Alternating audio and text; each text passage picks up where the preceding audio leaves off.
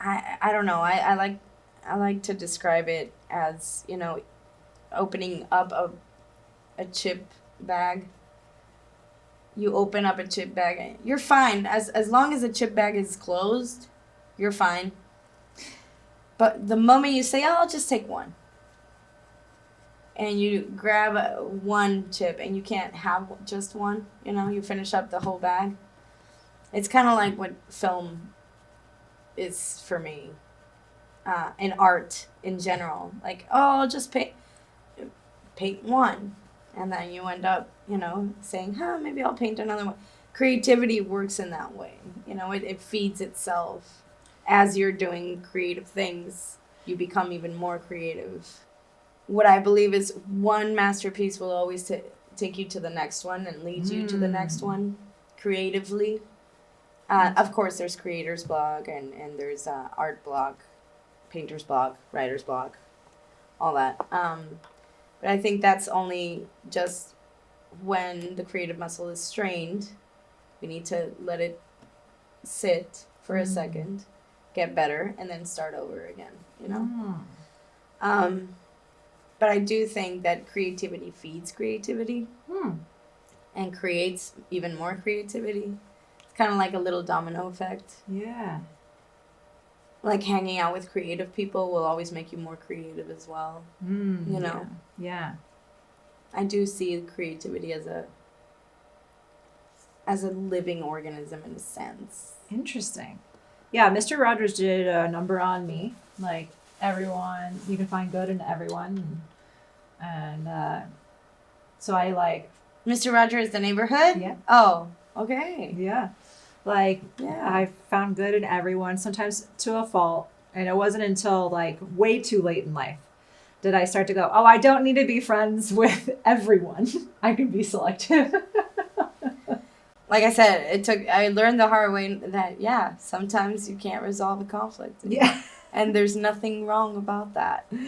Yeah. Because it would generate a lot of anxiety, a lot of depression, because I couldn't be friends with everybody. When I finally understood that being friendly doesn't mean you're friends, I think that's when, and you don't have to be friends to be friendly. Like, it goes both ways. Yeah. I think that's when I started letting go and not be deeply affected.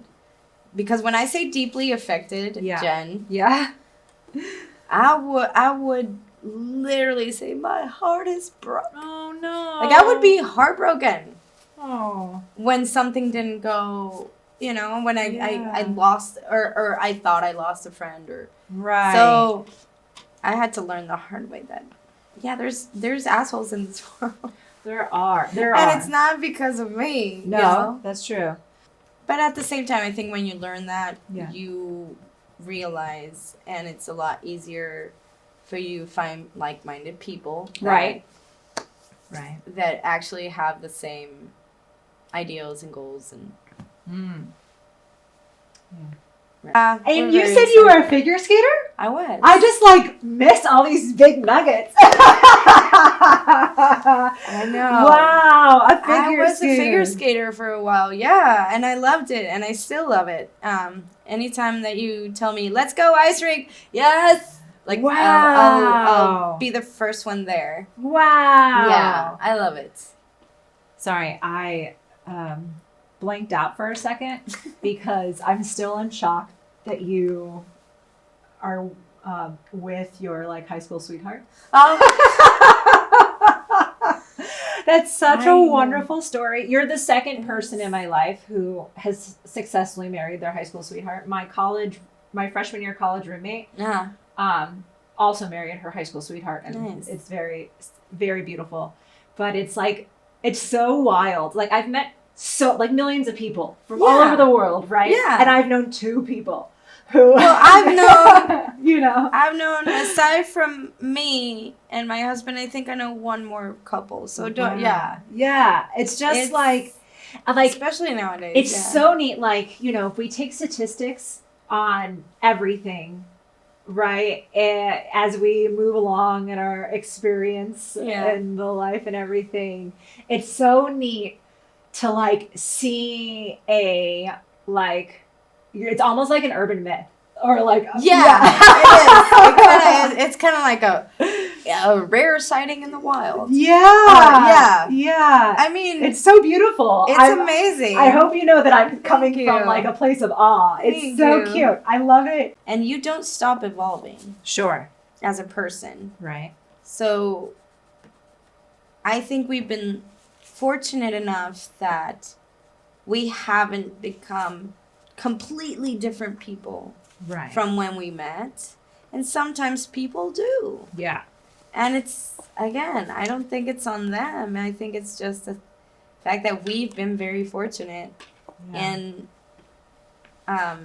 creating a history together, and that we haven't, and when we do have our rough patches, I think it's because we're starting to stray from ourselves. But we're just very compatible in general. When you're feeling down, what do you do to help yourself feel better? Well, I try to surround myself with very positive things. Okay. Because when I get down, I get down. Yeah. It is, I mean, I do have depression. I don't like to say I suffer, struggle, or battle. Okay. I like to say I deal with depression. Okay. I don't like do anything because it has to be done. Right. Yeah. You know, like, you're depressed, then do this, because then it becomes mechanical and it doesn't work anymore. Yeah.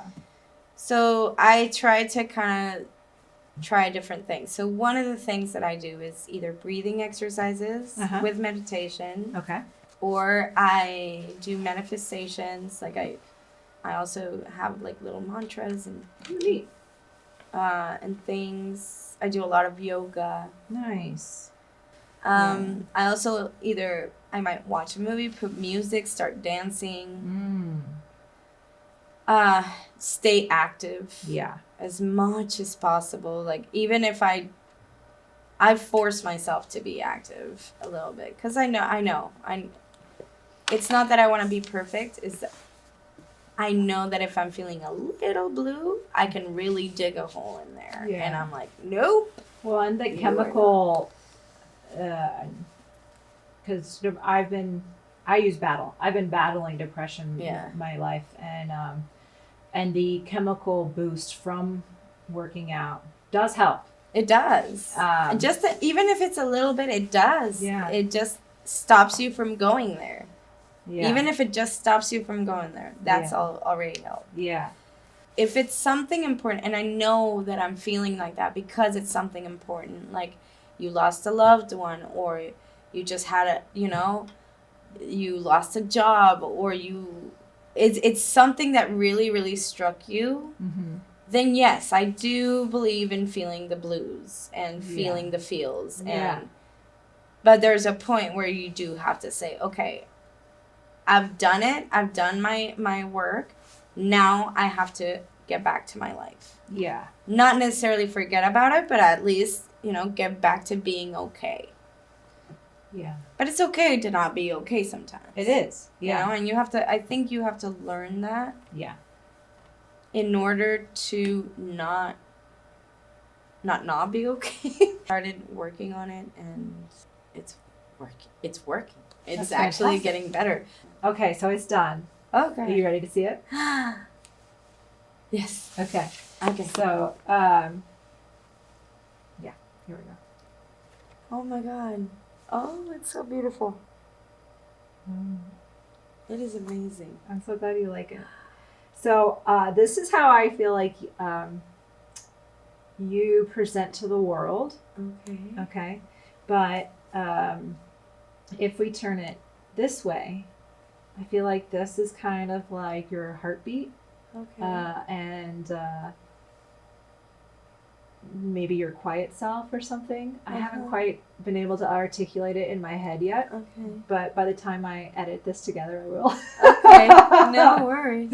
But yeah, so this is you. That is so great. Oh my God, it's so beautiful. Thank you. I mean, clearly I think you're beautiful too. Oh, yes, thank you, Jen. Okay. This is a great experiment. Oh, I love this. Yay. Okay. Yeah. Well, this is yours. Oh my God. I get to keep it? Yeah. Oh, thank you so much. Pleasure. Oh, you're so